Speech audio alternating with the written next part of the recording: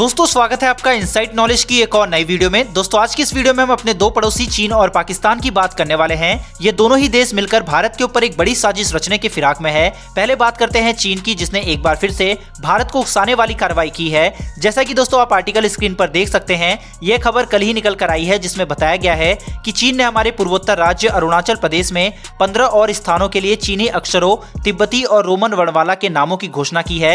यानी कि चीन ने हमारे 15 स्थानों के नामों को बदला है, जिसको लेकर एक बार फिर से बॉर्डर पर तनाव काफी ज्यादा बढ़ गया है। दरअसल चीन अरुणाचल प्रदेश को दक्षिण तिब्बत होने का दावा करता है। चीन के सरकारी अखबार ग्लोबल टाइम्स ने गुरुवार को दी गई खबर में कहा है कि चीन के नागरिक मामलों के मंत्रालय ने बुधवार को घोषणा की है कि उसने अरुणाचल प्रदेश के लिए चीनी नामों में 15 स्थानों के नामों की घोषणा की है।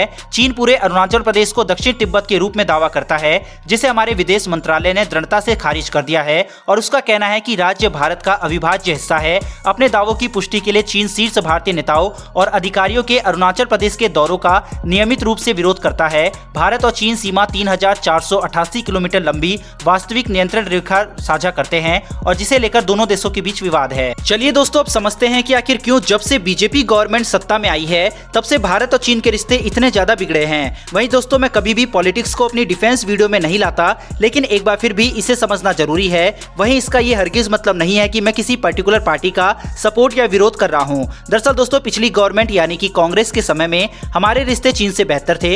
इसका कारण यह था कि चीन उस समय बॉर्डर के पास तेजी से इंफ्रास्ट्रक्चर का निर्माण कर रहा था, पर भारत उसका विरोध नहीं करता था। वहीं भारत पहले रोड वगैरह का निर्माण चीन के पास बॉर्डर पर नहीं करता था, लेकिन जब से 2014 में सरकार बदली और बीजेपी सत्ता में आई है तो भारत ने अपनी पॉलिसी एकदम से बदल दी। भारत ने देखा कि चीन तेजी से बॉर्डर के पास निर्माण कर रहा है, यहाँ तक कि ट्रेन की पटरी तक को सीमा के पास ले आया। इसके बाद भारत की BRO यानी कि बॉर्डर रोड ऑर्गेनाइजेशन ने दिन रात मेहनत करके हमारी सीमा के पास रोड्स का निर्माण किया। इससे चीन बुरी तरह बौखला गया। उसने भारत को धमकी भी दी, लेकिन भारत नहीं रुका और लाइन ऑफ एक्चुअल कंट्रोल यानी कि चीन की सीमा के पास भारत तेजी से रोड बनाने लगा। भारत ने दोलखबेग ओल्टी, जो कि मात्र 9 किलोमीटर दूर LAC से है, वहां 14,000 फीट पर रोड का निर्माण भी किया। इसके अलावा 2014 के बाद भारत ने तिब्बत और दलाई लामा से अपने संबंध और भी गहरे किए। वहीं भारत के शीर्ष अधिकारी लगातार अरुणाचल प्रदेश का दौरा करने लगे, जो पिछली सरकार में नहीं हुआ।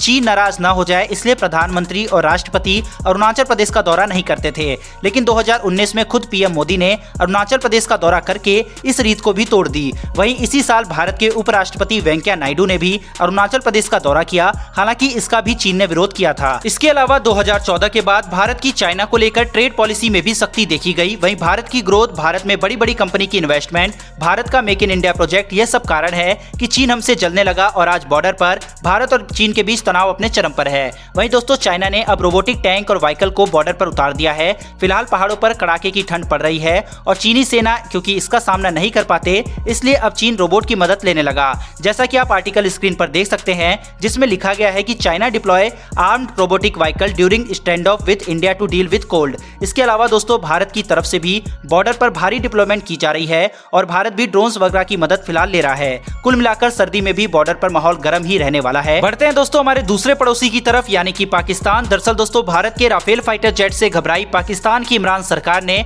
अपने ही संसद का विरोध दरकिनार करते हुए चीन से 25 J-10 लड़ाकू विमानों की एक पूरी स्क्वाड्रन खरीद ली है। यह 23 मार्च को पाकिस्तान दिवस समारोह में हिस्सा लेगा। चीन का दावा है कि J-10C विमान दुनिया के सर्वश्रेष्ठ लड़ाकू विमानों में से एक है, लेकिन खुद पाकिस्तान के एक संसद ने इसकी क्षमता पर गंभीर सवालिया निशान लगा चुके हैं। माना जा रहा है कि चीन के दबाव में आकर पाकिस्तान ने इस डील को मंजूरी दी है। चीन ने साल 2006 में इस लड़ाकू विमान को अपने बेड़े में शामिल किया था। जापान के रक्षा मंत्रालय का अनुमान है कि चीन अभी 468 J-10C विमान उड़ा रहा है। एक्सपर्ट्स के मुताबिक चीन का यह विमान अमेरिका के F-16 विमान की तरह ही है। पाकिस्तान के पास अमेरिका में बने F-16 श्रेणी के लड़ाकू विमानों का एक बेड़ा पहले से ही मौजूद है। पाकिस्तान के सीनेटर डॉक्टर अफनान उल्लाह खान ने J-10C को खरीदने का विरोध किया है। उन्होंने बताया है कि यह विमान भारत के राफेल फाइटर जेट्स के कहीं भी मुकाबला नहीं कर सकता, इसलिए हमें 5वीं पीढ़ी के विमान बनाना चाहिए बजाय कि इसमें व्यर्थ पैसा लगाने के। बहरहाल पाकिस्तान इसे खरीदकर अपनी आवाम को झूठी तसल्ली दे रहा है कि यह राफेल का सामना कर लेगा। वहीं पाकिस्तानी मीडिया भी इसी तरह की हाइप क्रिएट कर रहे हैं। चीन जिस J-10C विमान को पाकिस्तान को देने जा रहा है उसका वजन 18 से 20 टन है। यह अपने साथ 6.5 टन पेलोड ले जा सकता है। इसमें PL-15 मिसाइल लगी है जो 200 किलोमीटर तक मार कर सकती है। यह विमान पाकिस्तान के चीन निर्मित JF-17 विमान से ज्यादा हथियार अपने साथ ले जा सकता है। चीन ने हालांकि JF-17 को अपनी वायुसेना में शामिल नहीं किया है। बहरहाल ये भारत के राफेल से कहीं पीछे है। पाकिस्तान में इलेक्शन आ रहे हैं, इसलिए इन हथियारों के दम पर भारत को डराने की कोशिश वो कर रहा है जिससे अपनी आवाम का दिल जीत सके, लेकिन उसकी इन कोशिशों को उन्हीं के सांसद एक्सपोज कर रहे हैं। फिलहाल दोस्तों इस वीडियो में इतना ही, फिर मिलेंगे डिफेंस से जुड़ी ऐसी एक नई वीडियो के साथ। धन्यवाद, जय हिंद।